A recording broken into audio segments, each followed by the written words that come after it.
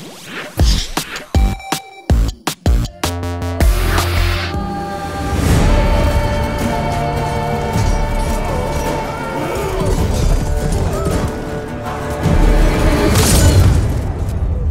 and welcome to GamesRadar Plus's video review of The Witcher 3 Wild Hunt.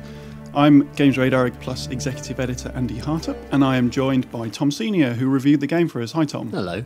So Tom, The Witcher 3, it's been what, 5 years in development at CD Projekt? They spent a lot of time building mountains and fields in that time. They've built a lot of terrain. Overall then, do you think that it's worth it? Has it been 5 years well spent?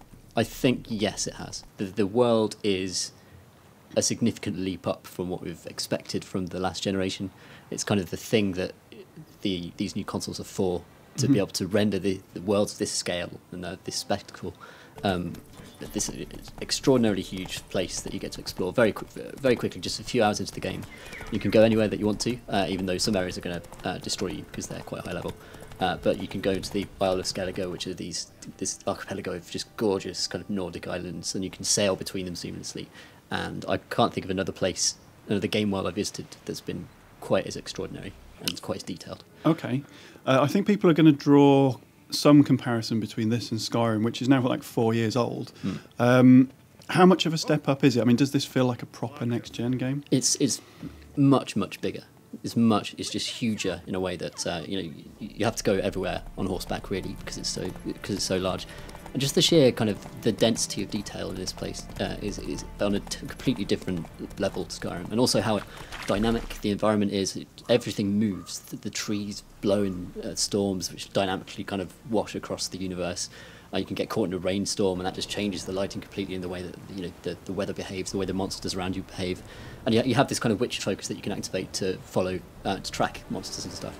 But it also enhances your hearing, and wherever you are, you can enhance your hearing, and you'll hear something gurgling near you. There's always some life around, in a way that Skyrim's monsters felt as though they'd been kind of spawned, just dropped into the world, and like there's when you see a bear, it doesn't really look like it lives there. You just sort of that's the way Skyrim's creatures are. Whereas in The Witcher 3, there are real habitats. Like, there are certain things that live in the bogs, these drowners that will come up out of the bogs to get you, and like bog hags and things. And then you'll go to Skellige and you'll find horrible lizard spiders and stuff. And each creature matches its environment, and the kind of fidelity of the world, the fabric of the world, feels much more authentic as a result. Sounds great. So let's talk about how it plays as like an action game. I know it's an RPG, but how's the action in it? The action is one of the weaker points, actually. The combat system, they've pretty much lifted entirely from The Witcher 2, which had its problems. Everyone said it has problems, but not many of them have been fixed for The Witcher 3. You still have, you just chain together light and strong attacks to just lay into monsters, and you have your 5 signs, 5-6 kind of magical abilities that let you set fire to guys or cast a protective shield. But it's generally just imprecise. The combat doesn't quite work correctly. You've got these dodge moves that never seem to quite get you out of the way. Geralt isn't quite as nippy as he should be, and you get hit a lot by attacks that feel as if they should never have hit you. And even the animation will be wrong to what has happened. You'll observe that a monster has slashed at you, and it appears to have missed, but by some kind of frenzy of the hitboxes, it will have hit you, and this becomes really frustrating after a while. Okay. And it's also quite a punishing game, because it wants to encourage you to create potions and to do alchemy in order to apply back blade oils and things like that. But there's little point in doing that if the combat is frustrating in the first place. And I actually had a lot more fun when I knocked the difficulty down, and you just start slicing guys up quite easily. So I wouldn't say it's like a huge problem for the game. It's not a game-breaking thing, because the overall package of The Witcher 3 is just so vast and rich that it would be a real shame just to discard it because its combat isn't that great. It's kind of passable, and that's good enough, I think. Sure. So one of the things that you experience, and we really should talk about it, is the fact that the frame rate did dip in a number of places. Now, I know you've had assurances from CD Projekt themselves who say we are going to fix the frame rate before or shortly after release. Is that correct? Yeah, they sent over a letter with the review build on PS4, which said there was going to be a day zero patch that's going to fix a lot of the frame rate problems.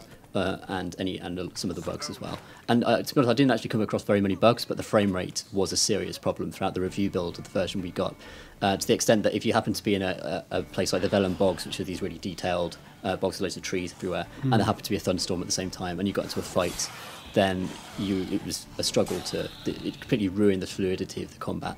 And it ruined it takes you out of the world, because suddenly you're just dealing with this stuttering that's happening all the time. And it's quite persistent and happens almost arbitrarily in some cutscenes, and is just kind of constant worry as you're wandering around the world.